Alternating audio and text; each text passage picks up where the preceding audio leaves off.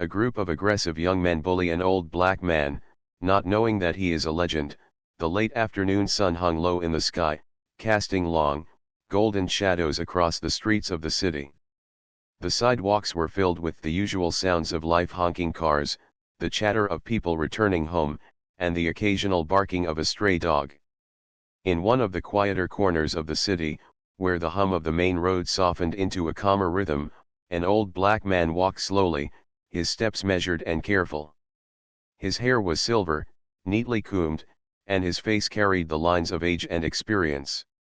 There was a kind of calm dignity in the way he moved, even though his pace was slow, almost hesitant, as if each step was weighed with thought and care. He carried a simple walking cane, polished from years of use, and it tapped gently against the pavement with each step.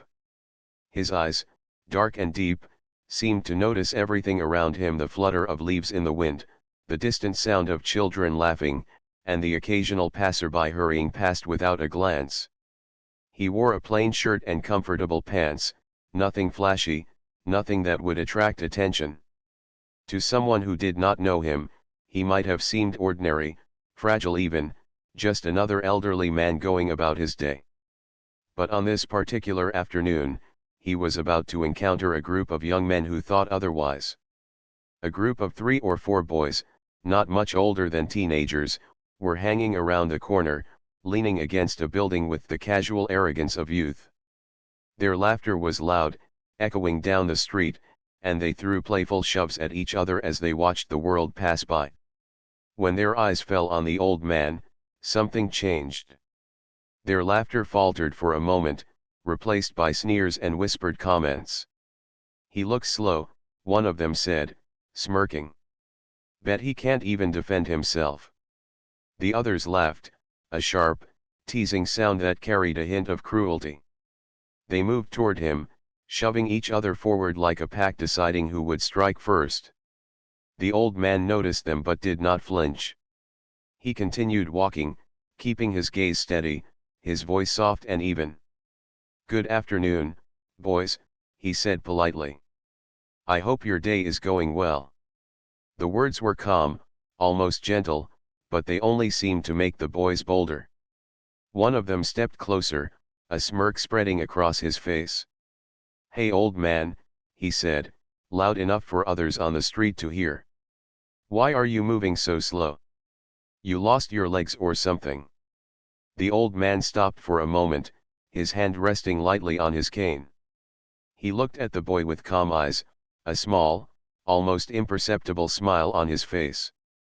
"No, my young friend," he replied, "I am simply enjoying the walk." His voice carried a quiet confidence that seemed unusual for someone of his age. Instead of calming the boys, this only fueled their aggression. They laughed louder, pushed him lightly, and began mocking his cane. One of them kicked it gently, testing his reaction. The old man remained steady, his balance firm, his expression patient. But beneath that calm exterior, a quiet awareness was growing. Every movement of the boys, every smirk, every push was noted, analyzed, and stored. Passers-by began to notice the scene. Some slowed down, uncertain whether to intervene. Others quickly turned their heads, pretending not to see, hoping to avoid trouble. A mother walking with her child tightened her grip on her son's hand, her eyes darting nervously between the old man and the group of young men. There was tension in the air, a subtle electricity that made the small details of the street feel sharper: the rustling of leaves, the distant hum of traffic, even the gentle tap of the old man's cane seemed louder than usual. The boys grew more confident. One of them, taller than the rest, leaned in and pushed the old man's shoulder. The old man did not stumble. Instead, he shifted slightly, his feet moving with precision to maintain balance. "That is not necessary," he said calmly. His voice carried no anger, no threat, only a quiet firmness that seemed almost strange to the boys. "Ah, come on," the tallest one said, laughing. "You don't scare us. We can take you easy." He stepped closer, circling the old man like a predator testing its prey. His friends joined in, laughing and jeering, throwing insults with reckless energy. "Bet your legs are wobbly," one shouted. "Bet you don't even remember how to fight." The old man's eyes, dark and steady, shifted toward each boy in turn. There was no fear, no hesitation, only awareness and calm observation. Every movement of theirs, every twitch of their fingers, every shift of weight was noted. He didn't raise his voice, didn't yell, didn't threaten. He simply stood tall in his own way, a quiet presence that carried a weight far beyond his age. Suddenly, one of the boys grabbed his cane and pulled it from his hands. The old man did not react with panic. Instead, he let it go, watching as the boy swung it around carelessly. "This is mine," the boy shouted, brandishing it like a trophy. The others laughed, and the sound of their laughter seemed to echo around the street. The old man's hand twitched slightly, not in anger, but in readiness. He did not speak, but the air around him seemed to shift subtly, almost imperceptibly. The boys, unaware of the calm power in front of them, continued their antics. They pushed, shoved, and teased, each action more daring than the last. One of them stepped directly in front of the old man, trying to block his path. "Where do you think you're going, old man?" he taunted. "You don't belong here." For a brief moment, silence fell. The old man looked at the boy directly, his gaze steady, unwavering. There was something in his eyes, a quiet authority, a presence that seemed to demand respect even without words. The boy hesitated, sensing something he could not name. The other boys noticed the change and began to glance nervously at each other. Something about the old man, the way he carried himself, was different from what they had expected. But their arrogance still held them for a moment longer. They laughed again, trying to shake off the feeling of unease. One of them kicked the cane, sending it rolling across the pavement. The old man calmly bent down, picked it up, and straightened himself, never raising his voice, never showing anger. The boys, now slightly unsettled, exchanged glances. Their confidence was beginning to waver, though they did not yet know why. The old man continued walking, his steps slow but deliberate, each movement measured and careful. He did not chase the boys away, did not yell or threaten. He simply walked with quiet dignity, allowing his presence to speak for him. The boys, confused by his calmness, began to feel the first stirrings of fear, or at least respect. They had expected a weak old man, someone easy to mock, someone who would plead or run. Instead, they were met with silence, patience, and an unspoken strength that made them uneasy. Nearby, people on the street began to notice the unusual scene. Some stopped to watch, curious and concerned. Others pulled out their phones, recording the encounter, wondering what would happen next. The tension was palpable, almost electric. Every sound, the tapping of the cane, the laughter of the boys, the distant car horn, seemed louder, sharper, more significant. The group of young men, realizing that their usual tactics were not working, exchanged nervous glances. They had faced resistance before, but never in this quiet, calm way. The old man did not yell, did not fight back aggressively, yet there was something in the way he moved, something in the way he carried himself, that made them pause. For the first time, they began to wonder whether they had underestimated him. The old man stopped for a moment to adjust his coat. He looked at the boys, and his voice, calm and steady, broke the silence. "I do not wish to fight," he said softly. "But I will not be treated unfairly." The words were simple, yet they carried weight, an invisible strength that seemed to ripple through the air. The boys laughed nervously, unsure how to respond. They had mocked, bullied, and pushed, but now they felt a strange uncertainty, a sense that this man was far from ordinary. And so, the afternoon continued, with the old man walking slowly down the street, the boys following, laughing nervously, unsure of what to do. Passers-by watched in silence, sensing that something unusual was unfolding. In the calm of the city street, amidst the chaos of youth and the quiet presence of age, a story was beginning, one that would reveal strength, dignity, and a lesson that some things are far more powerful than they first appear. Aid, waving it like a prize. The old man did not flinch. He watched the movement with careful eyes, noting the way the boy held it, the tension in his shoulders, the slight overconfidence in his stance. "Keep it," the old man said quietly, almost to himself. "It is yours, for now." The boy laughed, feeling a moment of triumph. But it was short-lived. As the old man shifted slightly to continue walking, his movements revealed a surprising agility. His balance was flawless, his steps precise, and even without the cane, he moved with a control that seemed almost impossible for someone of his age. The boys stumbled slightly as they tried to mirror his movements, realizing that their confidence was misplaced. By now, a small crowd had begun to gather at a distance. People whispered to each other, curious and tense. The dynamic of the street had changed. What had begun as a simple act of bullying was turning into something different, a subtle confrontation, a lesson about appearances and respect. The old man continued walking slowly, letting the boys follow him for a few steps. He did not shout, he did not raise his voice, and he did not strike. And yet, his presence alone seemed to command attention. There was a quiet energy about him, a sense that he had seen much more, experienced much more, and could handle much more than anyone standing in front of him. "Why isn't he scared?" one boy whispered to another. "I don't get it." He's different," the other replied, voice uncertain. "There's something about him." The old man heard them, but he did not respond immediately. He continued down the street, his steps calm and measured. Every tap of his cane, every shift of his weight, every glance he gave was precise, intentional, and full of quiet authority.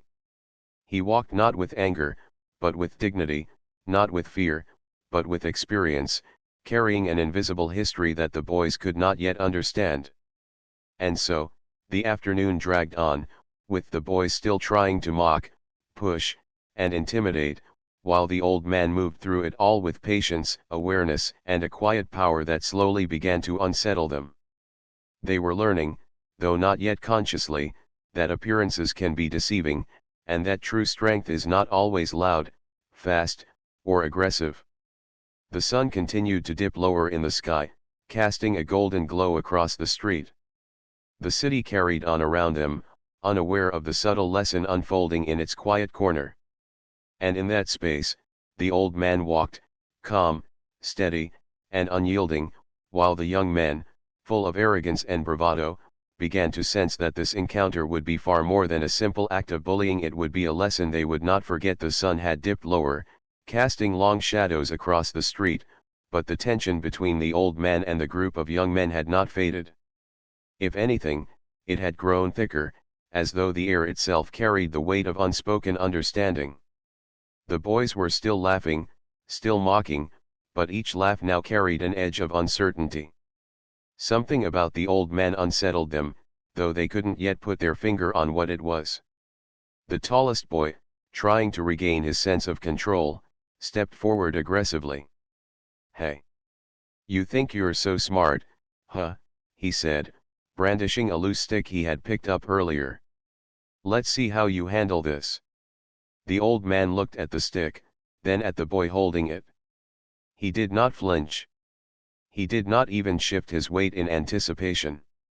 Instead, he smiled faintly, the kind of smile that was calm and quiet, but somehow carried the weight of experience. "Strength alone is not enough," he said softly. "It is knowledge, skill, and patience that truly protect you." The words seemed to hang in the air, though the boys barely paid attention. They were too eager to prove themselves. One of the smaller boys lunged forward, aiming the stick toward the old man's side, expecting him to stumble or flinch. But the old man moved with a grace that seemed almost impossible for someone his age. He stepped aside smoothly, letting the stick glance past him harmlessly. His movements were so quick and precise that it looked as though he had anticipated the attack before it even happened. The boys froze, momentarily stunned. What was that?" one of them whispered. "Did he just—" "Forget it," the tallest boy snapped, trying to mask his growing unease. "It's just luck." But the old man did not rely on luck. He had spent a lifetime mastering his body, his reflexes, and his awareness. Every movement he made was calculated, precise, and full of intention. He didn't attack. He didn't shout. He simply existed in a state of calm readiness, a living demonstration of control and strength that the boys could barely comprehend. Feeling increasingly desperate to assert dominance, one of the boys swung the stick toward the old man's leg, hoping to trip him. But the old man's reaction was so fluid, so seamless, that it appeared as if time had slowed down around him. He shifted his weight, barely touching the stick, and it slid harmlessly along the side of his coat. The boys stumbled slightly as they tried to keep up, their confidence faltering with each failed attempt. "You're fast, for an old man," muttered one of the boys, his voice shaking slightly. The old man's eyes twinkled with a hint of amusement. "Years of practice can give you speed and precision, even when age has slowed your steps," he said. "But it is patience and understanding that make one truly capable." The words were calm, but their meaning began to sink in. The boys started to notice small details they had overlooked before: the way the old man's eyes constantly scanned the environment, how his posture never wavered, how he seemed aware of every possible movement around him. It was as though he had lived through countless challenges, seen countless attacks, and had learned to move through the world with both caution and confidence. One of the boys, still clinging to his bravado, decided to escalate the confrontation. "Enough of this," he shouted, swinging the stick with more force. "You're gonna regret messing with us." The old man did not step back. He did not panic. He simply shifted his stance slightly, his movements so smooth and controlled that it looked like a dance. The stick collided with his coat, but again, there was no harm, no stumble. The boys blinked in disbelief, beginning to realize that the man before them was no ordinary elderly figure. "You've been around a long time, haven't you?" one of the smaller boys asked, his voice quieter now, tinged with curiosity and fear. The old man nodded slowly. "Long enough to understand that brute force alone never wins a conflict," he replied. "Understanding your opponent, controlling your own reactions, and choosing the right moment, that is what matters." The words, simple as they were, carried weight. The boys shifted uneasily, exchanging uncertain glances. The arrogance that had carried them so far now began to falter. They had assumed weakness. They had assumed fear. But neither fear nor weakness existed in this old man. What they saw instead was calm, precision, and a presence that demanded respect, even without a single aggressive move. The tallest boy, feeling his control slipping, lunged forward once more. This time, he grabbed the old man's arm, attempting to push him off balance. But the old man's response was subtle yet extraordinary. He twisted his body just slightly, shifting his center of gravity, and the boy found himself stumbling forward, unable to move the old man as he had intended. The crowd that had begun to gather at a distance murmured in awe, sensing that something unusual was happening. You're not just old," one boy muttered under his breath, fear creeping into his voice. You're something else." The old man's eyes softened, though his focus remained unwavering. "I have lived through challenges you cannot imagine," he said calmly. "I have faced danger, fought adversity, and learned to move through life with awareness and skill. Do not mistake age for weakness." For the first time, the boys hesitated. They had assumed that their youth and energy were enough to intimidate someone older, but they were discovering that experience, patience, and precision carried a power all their own. They had underestimated him, and the realization unsettled them deeply. One of the boys, desperate to regain some semblance of dominance, shouted, You think you're so smart? Let's see if you can handle all of us at once. The old man did not respond with aggression. He did not shout or attack. He simply shifted slightly, positioning himself so that he could maintain balance and control, his movements deliberate and calm. And then, with a series of subtle, almost imperceptible motions, he disarmed the situation. The stick was knocked from one boy's hand, another was gently pushed back without force, and the third found himself unable to approach without stumbling. Each action was controlled, precise, and carefully measured. The crowd, now fully aware of the unfolding scene, gasped in surprise. Whispers ran through the bystanders. "Who is he? He's amazing. I've never seen anything like this." The boys themselves froze, realizing that they were facing someone far beyond their expectations. "You see," the old man said, his voice calm but firm, "true strength does not come from yelling, hitting, or pushing. It comes from knowledge, skill, and respect. You have the energy of youth, but energy alone is not enough." The words hit the boys harder than any physical strike could have. They looked at each other, uncertain, afraid, and increasingly aware that they had misjudged the situation entirely. Their laughter had disappeared, replaced by nervous shuffling and whispered doubts. They had assumed weakness where there was none. They had assumed fear where there was courage. And now, confronted with the calm authority of a man who had clearly lived through far more than they could imagine, they began to realize the depth of their mistake. The old man continued walking slowly, deliberately, his cane tapping lightly on the sidewalk. Each step was steady, unhurried, and filled with quiet authority. The boys followed at a distance, unsure whether to continue their teasing or to retreat. Their confidence had been shaken, and the invisible presence of the old man's experience pressed down on them in a way they could neither resist nor fully understand. One of the boys finally spoke, his voice trembling slightly. Who are you?"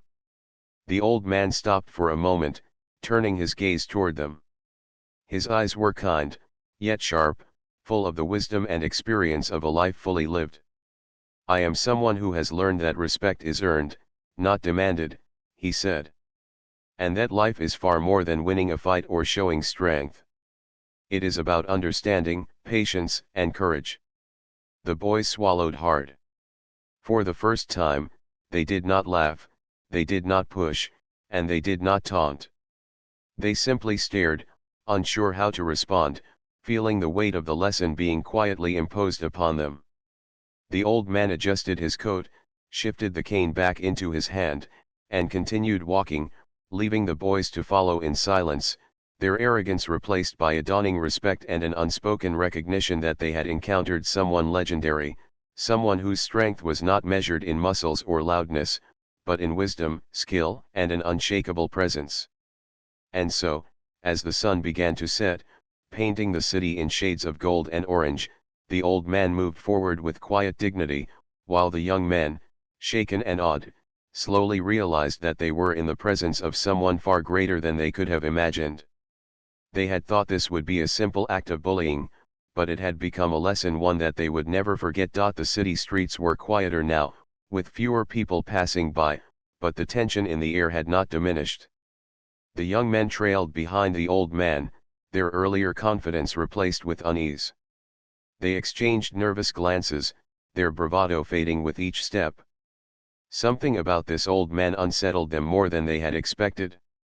It was not just his skill, though that was impressive. It was the calm certainty, the quiet authority, and the subtle power in every movement he made. One of the boys, the tallest of the group, finally broke the silence. "Look, we didn't mean any harm," he said, his voice strained, betraying both fear and embarrassment. "We were just joking around." The old man paused and turned slowly, leaning slightly on his cane. His eyes, sharp and observant, swept over the boys. "Harm," he said quietly, "is not always in the intention. Sometimes it is in the action. You may have thought this was a game, but your actions carry weight. Every choice you make leaves an impression." The words hung in the air, heavier than any shouted threat could have been. The boys shuffled their feet nervously. They had been taught that strength and intimidation earned respect, but here, they were learning something entirely different. Respect, they were beginning to understand, could not be demanded, it had to be earned through understanding, courage, and wisdom. The smallest of the boys, the one who had initially picked up the stick, spoke next, his voice almost a whisper. "Are you, really that good at fighting?" He hesitated, afraid of the answer, yet curious. "I mean, we've never seen anyone move like that." The old man smiled faintly, a mixture of amusement and patience. "I have lived many years, learned many lessons, and practiced for even more. But strength alone is meaningless without purpose. It is not about defeating others, it is about understanding yourself and the world around you. The power you have without knowledge can become your greatest weakness." The words sank in slowly. The boys, who had started this encounter thinking only of proving themselves, began to realize the depth of what they were facing.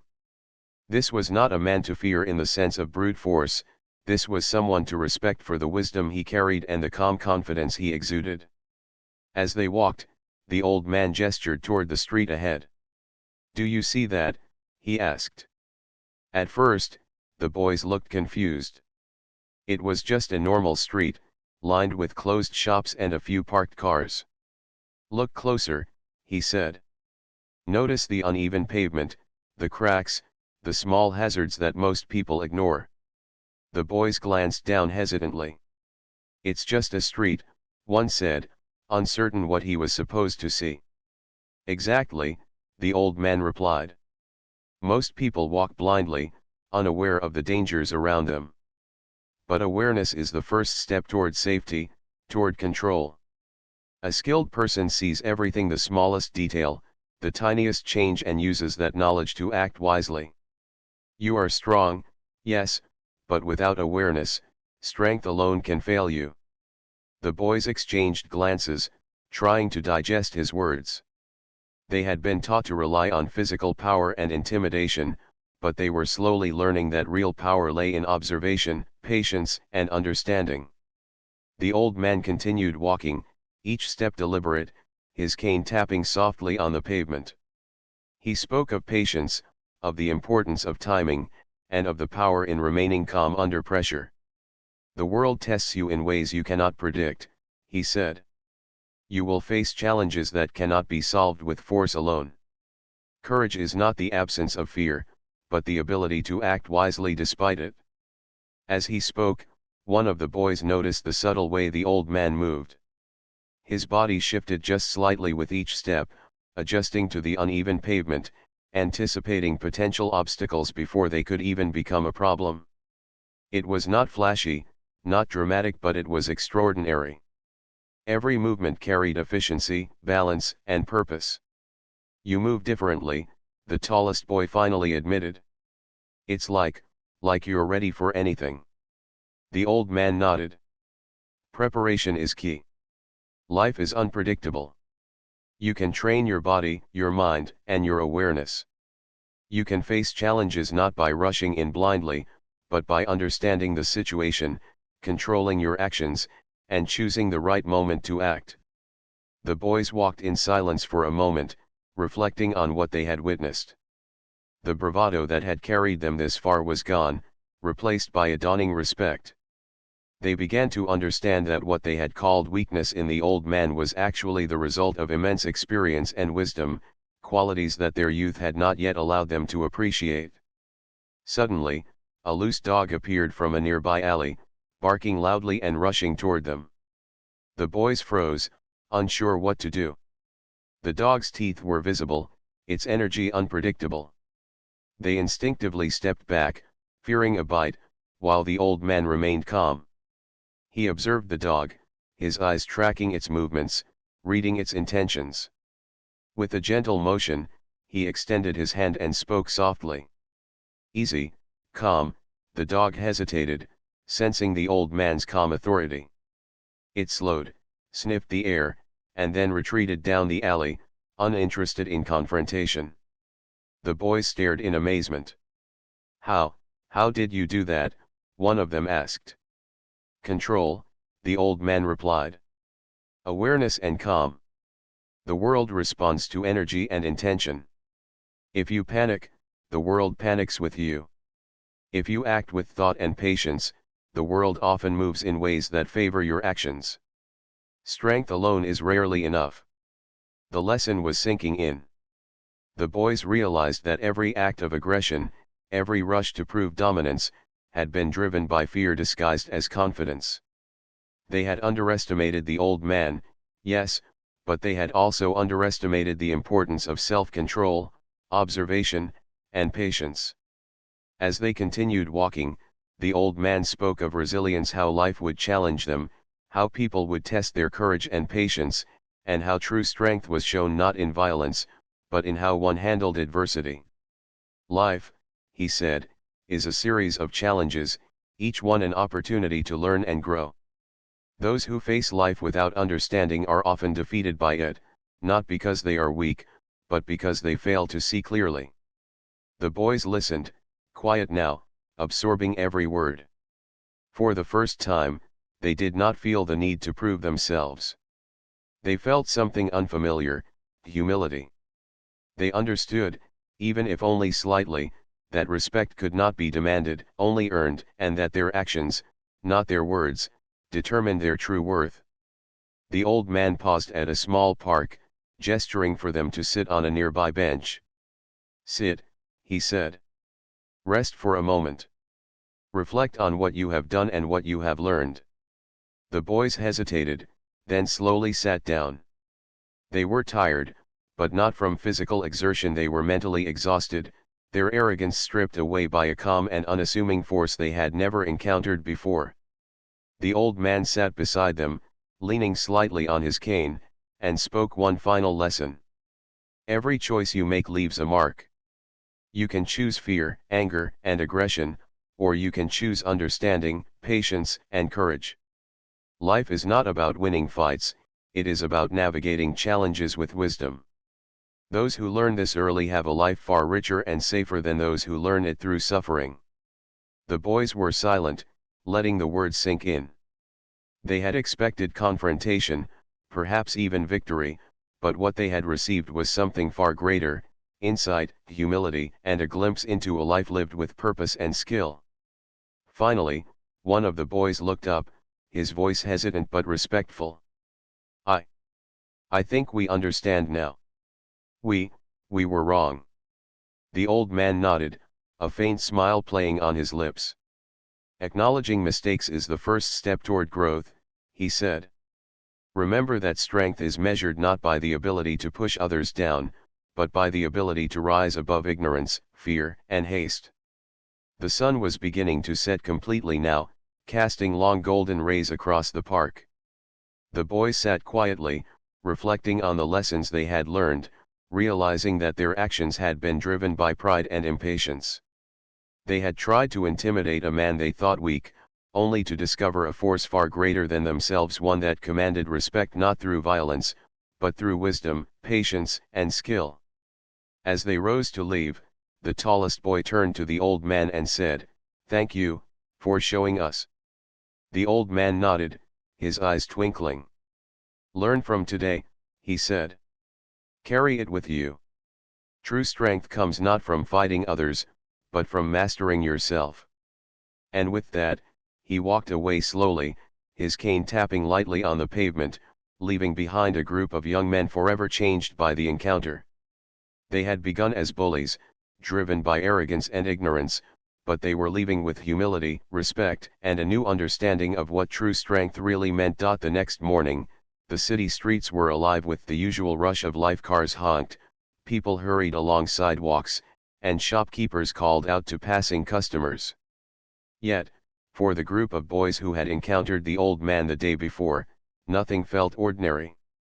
Their sleep had been restless, filled with thoughts and reflections on what had happened. Each had replayed the moments in their minds, not with pride as before, but with curiosity and humility. As they walked to school, they did not joke or push one another around. Instead, They moved quietly, each lost in thought. The tallest boy, who had once been the leader, glanced at the others. Do you remember what he said about awareness?" he asked softly. "About noticing what others don't see." "Yes," the smallest boy replied. "I was thinking about that last night. I realized, we always rush into things without thinking. We don't notice the little details, the little dangers, or even how our actions affect others." They fell silent, letting the weight of their realization settle. For the first time, they were beginning to understand that strength alone did not make a person powerful. Wisdom, patience, and kindness were what truly mattered. As they approached the school, the scene outside was tense. A small group of students had gathered near the playground, whispering and pointing. The boys recognized the situation immediately. Another student, younger and smaller, was being cornered and teased by a few older children. Memories of their own previous behavior stirred uncomfortably in their minds. They had once been the ones laughing, pushing, and trying to prove their power. Without a word, the boys exchanged a glance and moved forward together. This time, their approach was not aggressive or threatening. It was calm, deliberate, and confident, showing a quiet strength that came from understanding rather than fear. "Hey," the tallest boy said firmly, but without anger. "Leave him alone." The bullies looked surprised, not expecting resistance from these same boys. "Or what?" one of them sneered. "Or you'll see that strength isn't about shouting or hitting," the tallest boy replied. "It's about knowing when to act, how to act, and why to act. We're not here to fight. We're here to stop this because it's wrong." The bullies hesitated, sensing the difference in energy and intent. These boys were no longer seeking to dominate, they were standing with purpose and clarity, showing respect for themselves and for others. Slowly, the older bullies backed away, muttering under their breath, unable to match the calm authority now displayed before them. The younger boy, who had been the target, looked at the group with wide eyes. "Thank you," he whispered. I I didn't think anyone would help me." One of the boys, the one who had once been the most timid, smiled gently. "You don't have to face everything alone," he said. "Some people will help if you let them. And sometimes, the right choice is to stand up not with anger, but with courage and understanding." The younger boy nodded, relief and gratitude shining on his face. It was a moment of transformation, not only for him but for the boys who had stepped in. They were no longer the same people who had laughed at the weakness of others, they were becoming individuals who could use their strength wisely, with purpose and empathy. Later that day, during a quiet moment in class, the tallest boy found himself thinking again about the old man. He remembered the lessons about patience, awareness, and calm. The lessons were no longer abstract words, they were living truths he could see in action. The boys understood that life would continue to test them, and there would always be moments of choice where they could either act with pride and ignorance or with wisdom and courage. After school, they walked together to the park where they had first met the old man. The sun was dipping low, casting a golden glow over the trees and benches. The park was peaceful, and the boys sat quietly, waiting in the hope that the old man might appear once more. Minutes passed, and then they heard the gentle tapping of a cane on the pavement. The old man appeared, walking slowly but steadily, a calm smile on his face. "I see you have learned something," he said, nodding at them. "Yes," the tallest boy replied, his voice steady. "We've learned, more than we thought we would. We understand now that strength without wisdom is meaningless, and that respect is earned, not demanded. We want to be better." The old man nodded, pleased. True growth comes when you apply lessons to your daily life, not just when you hear them. Change is not in words alone, it is in action, in how you treat others, and in how you choose to face challenges. The boys spent the evening with him, listening to stories of his past, the hardships he had faced, and the lessons he had learned along the way.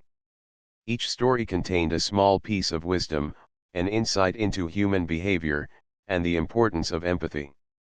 They learned about courage, not as the absence of fear, but as the mastery of fear through understanding.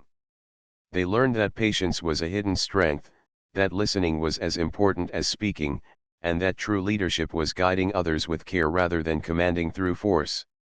As the sky darkened and the city lights began to glow, the boys felt a quiet sense of purpose settle within them.